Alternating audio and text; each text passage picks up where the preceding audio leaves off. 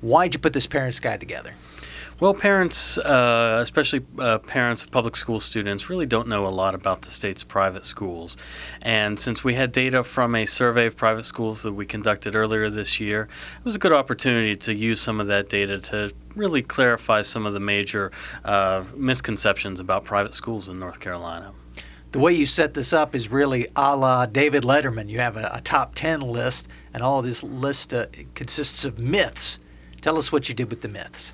Well, there are a lot of myths out there. Number one, straight off the bat, is the myth that private schools are too expensive. And we found in our report that they're not too expensive.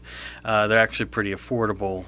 So I set it up in that way, 10 myths that many parents and students alike hold about private schools in North Carolina, and then a brief explanation about why that myth is not true underneath. So it's a very easy to use, very succinct document that I think will be very helpful.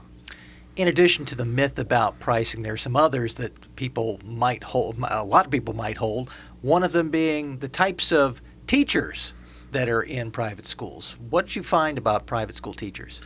Well, private schools don't look for the types of teachers that public schools do.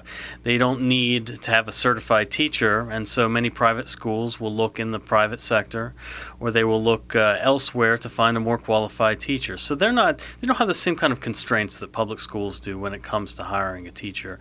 And I think that is actually very beneficial because they can choose the right person for the position rather than the right person who has a certain type of credential.